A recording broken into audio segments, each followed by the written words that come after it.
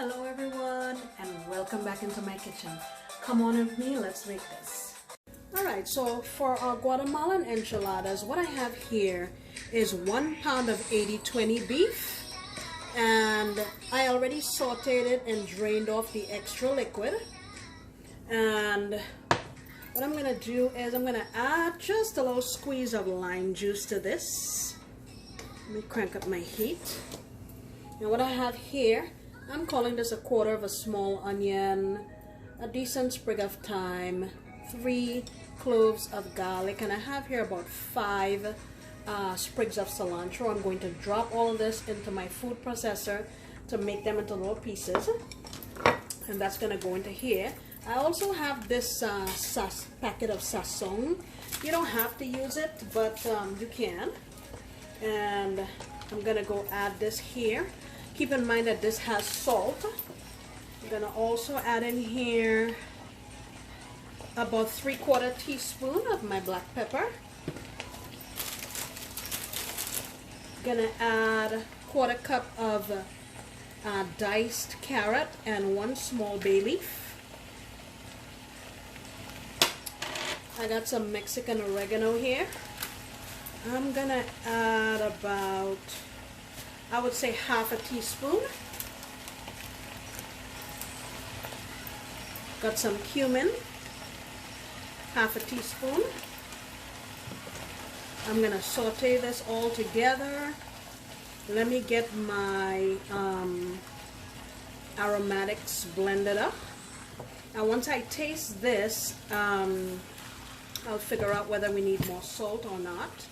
And then I'll add I have some beef bouillon today. Alright, so this has been going here. Here is my onion and my garlic, my cilantro, all the stuff that I showed you guys before. And I had to obviously add a little bit of water to it to get it to combine very well. Kick my heat up here. And I would like a little more color to this. Actually, let me taste this now. Yeah, we need more salt. So, let's see here. I would say, let's go in here with about a tablespoon of our beef bouillon. You know I always use this powdered achiote. Let's get some of that in here. That's about 1/2 teaspoon. Alright, let's get this back up to a boil.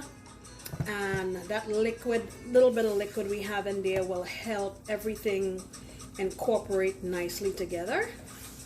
And then we'll move on to the next phase of our dish. It's quite easy, actually. Okay, so while our meat is going back there on the stove, this is the veggie portion of our dish. And please don't come for me if this is not authentic or this is not how your mom made it, but I have served this to Guatemalans and they loved it, unless they were lying to me, but it's very good. Usually Guatemalan cuisine has a lot to do with boiling everything. Like they would have a pot of water, boil all of this, take it out of the water, throw the water away, then saute it. Even the meat, they would boil the meat, throw the water away, and just use the meat. But I want to conserve as much flavor as possible. And I think if you shred this small enough, the acids that we're using, they're gonna cook this quite a bit. So you're not gonna really need to cook it, in my opinion. So I've got 2 cups of shredded cabbage. I have about 1/4 cup of sliced onions. I'm going in here with just the leaves of a good sprig of thyme. I have here again about a little more than 1/4 cup of shredded beets. That's going to go in here as well to give that classic red color that Guatemalan enchiladas usually have. I have here Mexican oregano. I'm going to go in there with about 1/2 teaspoon. And I hit this with a little bit of salt. Oops.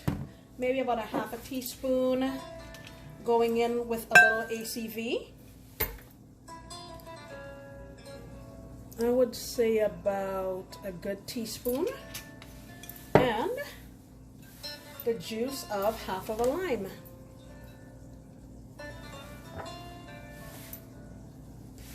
Alright, and I'm going to get this all tossed up and let it have a chance to sit until our meat is ready, and then we can serve it up. Alright, I'm just going to, here it is, I've mixed it up. I'm just going to go put it in the refrigerator so we can wait for our meat to catch up. So our meat is ready. I'm going to let this cool off a little bit and I'll plate it up so you can see what it looks like. Okay, here you have it, my Guatemalan enchiladas or enchiladas guatemaltecas. So, what we have under here, let me show you, are tostadas. They're basically like fried tortillas, and they're crispy like tortilla chips. And the way this is served is you put a leaf of lettuce underneath, you put your lettuce mixture, your meat, a hard-boiled egg, like a slice of it across section, a couple pieces of onion, some salsa. I added here queso fresco and I topped it off with cilantro. Look at how lovely this is. And you can make this, I'm not going to say keto because of the beets. The beets have some sugar, but you can certainly make this very low carb by leaving off the tostada and just using the lettuce as a wrap. My daughter and I used to do that in days gone by. The other thing I wanted to remember to say is this is usually served with a warm salsa, and usually what that is just some tomato, garlic, salt, boiled in some water and blended. I had some salsa already made, so I just used that for this, but just know that it's usually served with warm salsa. So, guys, this is healthy. This is delicious. This is flavorful. What's not to like? Give this thing a try. I sincerely appreciate you, and I look forward to you coming back next time when I promise to make another delicious recipe. Bye.